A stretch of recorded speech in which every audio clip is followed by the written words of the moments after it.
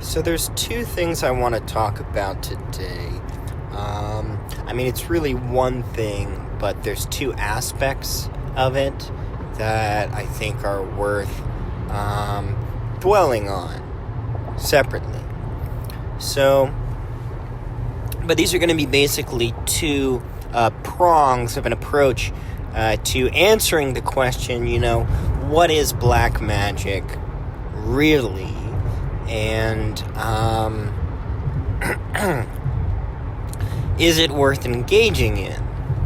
Now, there's there's a lot of things to say here, but we'll start with sort of the first aspect of black magic.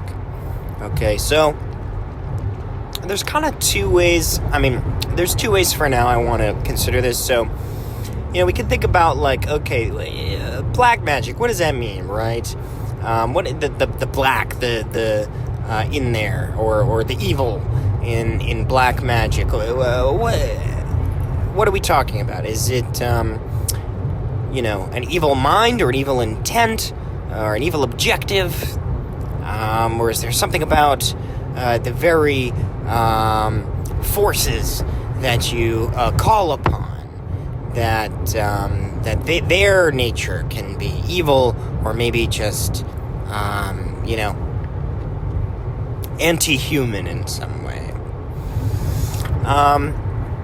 And so these are really important things to consider. So the first thing is let's just start with the first part of that. So, yeah, there's definitely one way of saying it would be to say, look, there's all these magical methods, right? There's ritual magic, there's sigil magic, there's psychedelic magic, and other things. And you could just, if you're using those things to manifest a material outcome, right? You could be trying to manifest a bad outcome. You could be trying to cause someone you don't like to break their leg, right? So that's one kind of black magic, we might say, is one with a bad intention, right? And that's the sense in which it's black magic, because there's nothing about the particular method you're using, right? You might use a sigil for it, or you might use a ritual for it, and you might do all the same things that you might otherwise do if you were trying to manifest world peace, but you just decided to make your to make your desired outcome someone breaking their leg. So, is that a real thing? Does that work? How does it work? Etc., etc. Well, yes and no. These methods, or this methodology rather, works or gets results. One way of saying that is that magic always works. It just doesn't always work in the way you might expect, right? In the same way that, I don't know.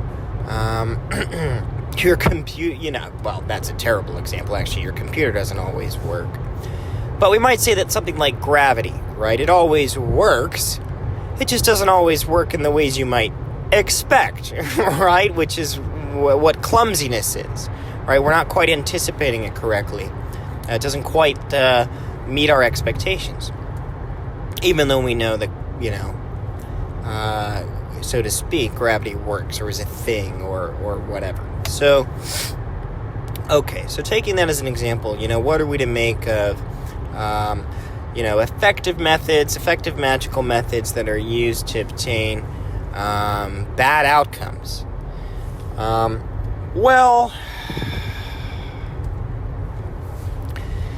want to be careful here. It's going to work in some way. Or it might seem to. It's going to, what I have in mind is that, let's say you do it for someone to break their leg or to just hurt themselves in some way. Well, they might, or they might seem to, right? You might hear, like, oh gosh, did you hear they got in this accident or whatever? And you'll think, oh my freaking gosh, it worked.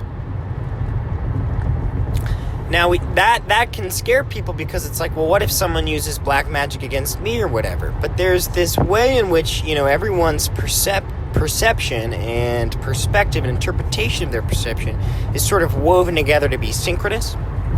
So, let's say I'm a really good guy, and then there's some really bad guy, who knows me, doesn't like me, and then he's into magic, and he does some black magic and tries to make something bad happen to me. But what might happen is,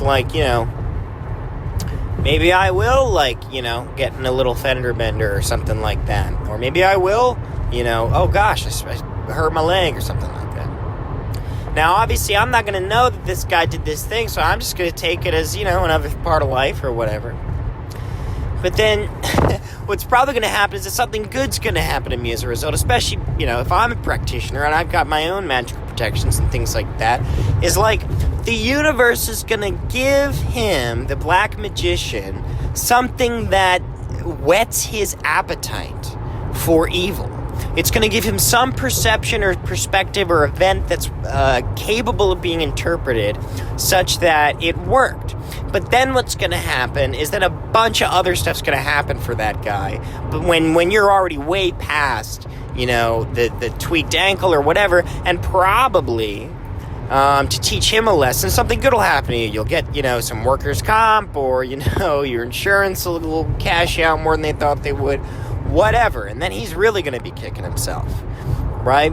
And then more important is the person who does the black magic ritual or the ritual with the bad outcome intended. Well, bad things are going to happen to them because fundamentally, the things that you will onto the world, that you impress onto the world, that you send out, is what you get back, not so much because of karma, although I suppose that's one way of looking at it, but because at the most fundamental level, you and the world are the same thing. Your existence is a unit, indivisible, and so there's just no way for you to will anything out there or onto anything else without also kind of willing it, quite literally willing it for yourself. Now, there's a lot we could say there about the nature of symbols and language and thought and stuff, but we'll just sort of table that. So the point is, it's like a monkey paw thing, right? I don't know if people have heard of this term, monkey paw, but it's like, it's like when King Midas asked that everything he touched turn to gold, but then he realized that he couldn't touch his baby daughter because she too would turn to gold. So that's the monkey paw rule. It's like, well, be careful what you wish for. So that's one story to tell about black magic, or that's one aspect of it. Now, there's another aspect of it which I find much more interesting, and that's, well, okay, are there specific rituals or specific methodologies or specific entities or forces that we might invoke to that we might call to our aid, and not so much in virtue of the intended outcomes, but just in virtue of the method, or in virtue of the specific means we took, that makes it black magic. Well, yeah, that seems totally right too. I mean, but there's all kinds of caveats, and there's a certain way to understand this. So, yeah, are there grimoires? Is there Goetia? Is there, demonic entities that you can invoke? Could you, I don't know, do Satanist rituals or whatever? Yes. Now, look, unless you're doing rituals where you're actually, like sewing lizards' eyes shut or skinning baby deer or whatever, I don't think the methods themselves are evil, because usually it's pretty much just Enochian magic or some altered, some mutation of ceremonial magic, or even just a bit of fucking Wicca, but this time, Baphomet's thrown in there. There's all kinds of things we might consider black magic, but again, unless you're like mutilating animals or whatever, then I don't think it's evil. Now, you can be invoking specific entities or psychological forces, however you want to look at this. I'm not interested in the metaphysics for now. But let's say you're invoking these entities. Now, maybe these entities, maybe things are going to go differently for you than if you had invoked a bunch of, fertility goddesses and harvest deities and, lords of light and love. Now, they're going to have their lessons for you, too, but they're going to have a way of doing it. Now, me personally, those kinds of things aren't really for me. Those aren't the forces I feel comfortable working with, I guess I'll say.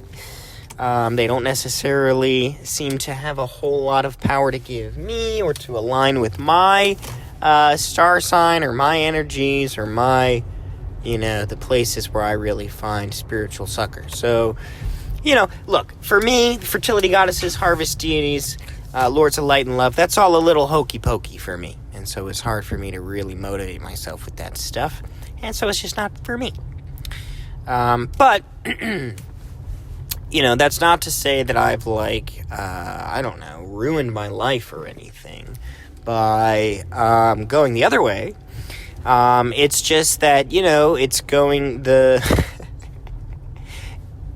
your magical trip, if you will, to compare it to a psychedelic. If you invoke the dark forces, then it's just going to have a different quality or tenor or flavor to it.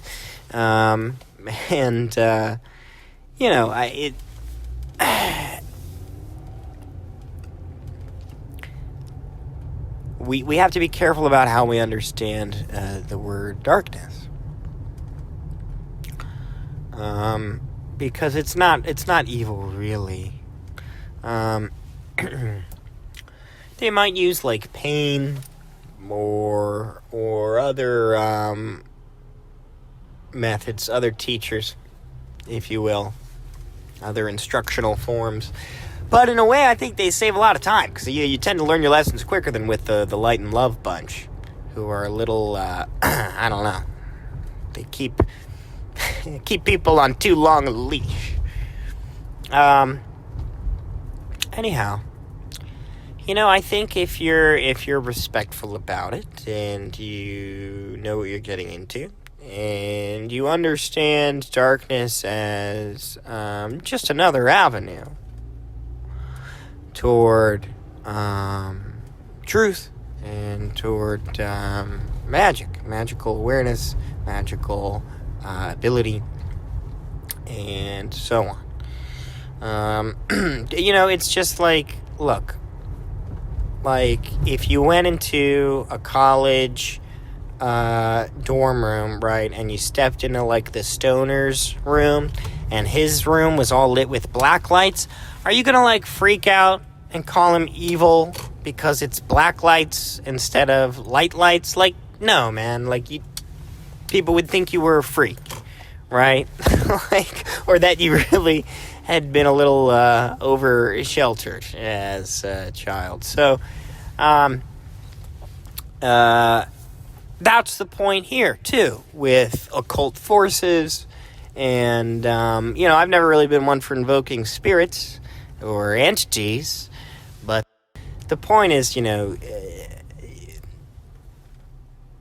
it's just a matter of taste. It's a matter of style. And, I don't know. I see nothing wrong with noticing the empty space in between the stars and appreciating the vastness of that space. I don't see why that's wrong any more than admiring the stars scattered among that empty space. Could be wrong. And it'll all get you to the same place, ultimately. Yeah, you will come to resolve the different dualities within yourself, and you will come to transcend and absorb, all the different parts of yourself, good and evil. It really is just a matter of style. Now, I will say that, again, if you're into Oprah and Deepak Chopra, whatever, and you listening to affirmations of self-love and self-worth or whatever, then hey, maybe you should go with the harvest deities. Seriously, though. No, seriously, right? But I don't know. I just got to a place where, see, the thing is, how do I even start to talk about this? I was just that way. I didn't even know, I was even kind of trying to pursue the Lords of Light and Love type stuff, thinking that, if that's not good, nothing is, right? But, those just weren't my teachers, I guess. It was the things I actually ended up responding to in my life were pain and hard lessons. And, I respond to other things too. I respond to people opening my eyes and all kinds of things. And it doesn't mean that you're just going to go on getting beat up by these dark forces. It's not like that. I don't want to dwell too much on the pain thing. Well, I guess what I'm trying to say is,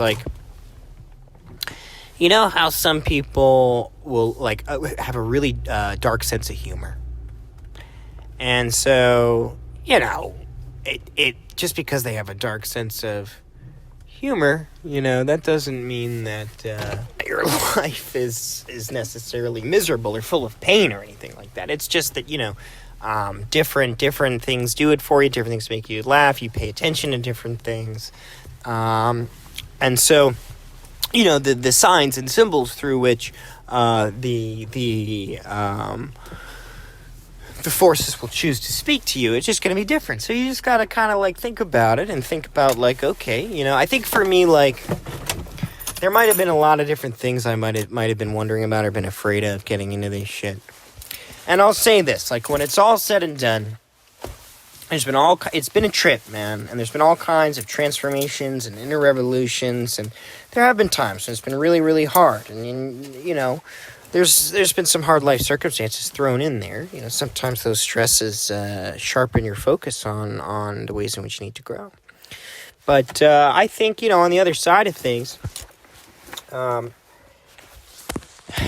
I think the only thing to say is that, this is a totally the left-hand path or black magic, understood in the second sense, not as having bad outcomes, because you're just an idiot if you use magic for that. I mean, you have to know that is going to backfire on you. Seriously, if that's what you're about, good luck. You are really going to need it. But assuming you're about the other thing, about kind of, okay, what kind of forces are my forces? What's my vibe, right? I think really there's nothing wrong with,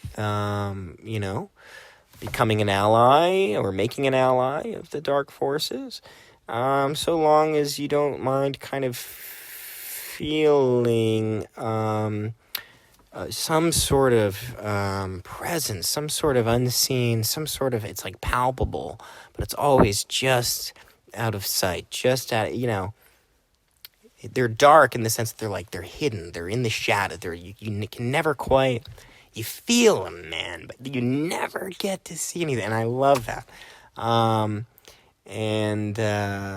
So if you're okay with that kind of vibe and that kind of feeling, and feeling them around, or feeling the maybe, well, yeah, feeling the dark forces just sort of around every corner. Again, there's nothing to be afraid of. It's just kind of a feeling, like being aware of how there's birds in the trees around you or something.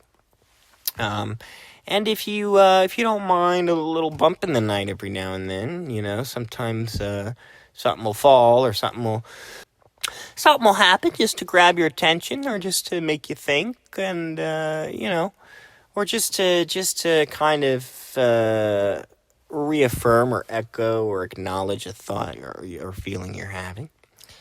And so if you don't mind a bump in the night, an occasional bump in the night, if you don't mind feeling that dark presence, feeling the dark forces sort of lurking out there, feeling them kind of around you at times, then there's really nothing to worry about. And they will, they'll have all kinds of sort of little,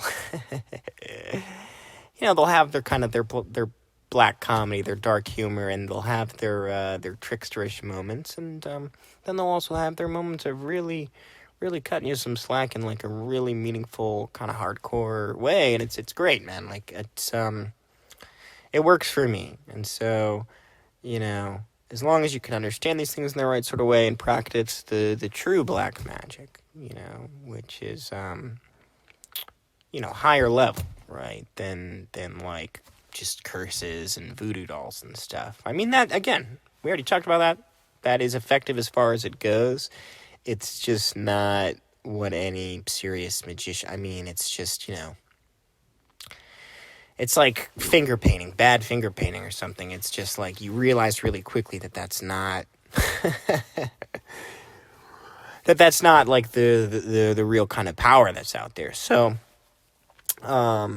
or you just, either way you go, hey, you know what, do whatever you want, either way you're going to learn the same lessons, but I think it's better to start, if you are going to do black magic, by approaching it in the right sort of way, and by, respecting the dark forces, instead of thinking of them as your servants or something, or as being bound to you.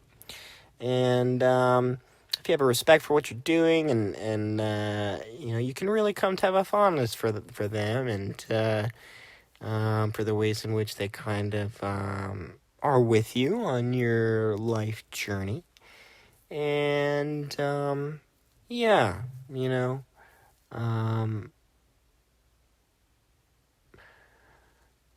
it's totally worth doing, but it's got to be for you. And you do have to kind of take it seriously. And